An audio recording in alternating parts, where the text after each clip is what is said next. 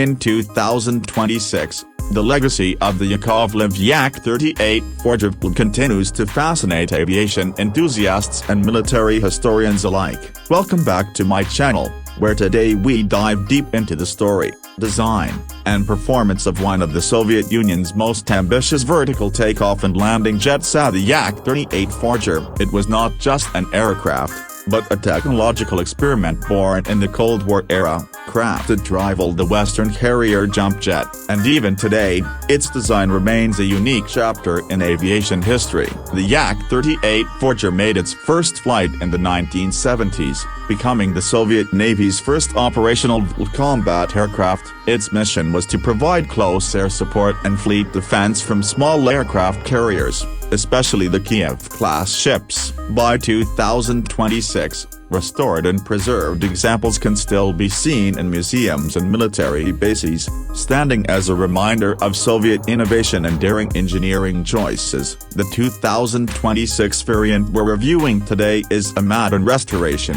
featuring new digital avionics and advanced paint protection. But the core soul of the Forger remains unmistakably vintage. Starting with the exterior, the Yak-38 Forger's shape is instantly recognizable. Its compact fuselage and sharply angled intakes are pure Soviet style. The aircraft we're reviewing wears a pristine white livery, giving it a sleek, almost futuristic look.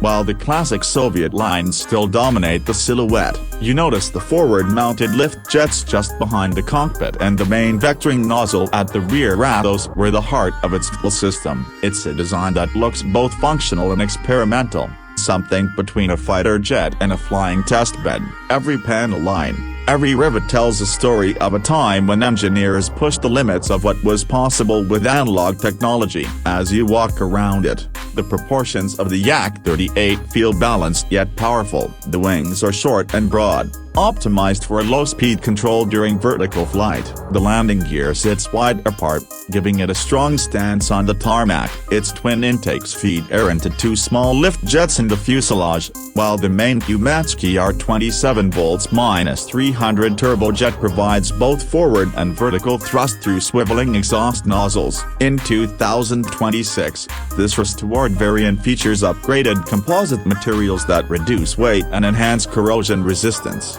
But the overall airframe retains that raw, metallic charm that's so unique to 1970s Soviet aircraft. Performance-wise, the Yak-38 was never a speed demon, but it was never designed to be one. It could reach a top speed of around 1,100 km per hour, with the service ceiling near 11,000 meters. Its real strength was in its versatility.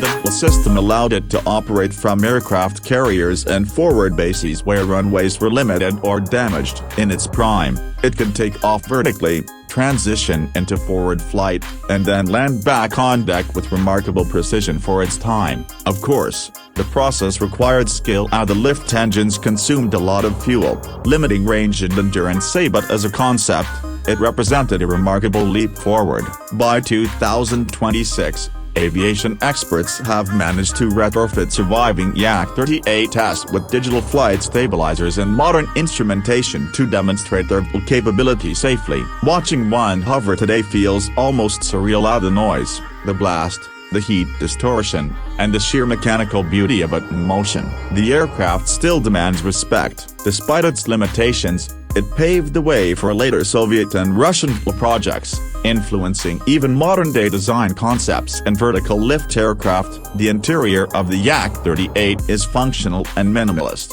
Inside the small cockpit, you find analog dials, switches, and the distinctive layout of 1970s Soviet ergonomics. It was designed for one pilot, enclosed under a clear bubble canopy that offers surprisingly good visibility. The seat is high, giving a commanding forward view during takeoff and hover. In restored versions, many cockpits have been refitted with small digital displays and modern flight control aids, blending history with practicality. Yet the spirit of the original design remains a raw, mechanical, and purpose-driven. When sitting in that cockpit, you can almost imagine what it felt like for Soviet naval aviators launching from a rolling deck in the North Atlantic, thrusting the complex fuel systems beneath them. The combination of hydraulic power, mechanical noise, and the faint vibration of the lift engines created an experience unlike any other fighter of its time. In the end, the Yak-38 Forger stands as a bold experiment,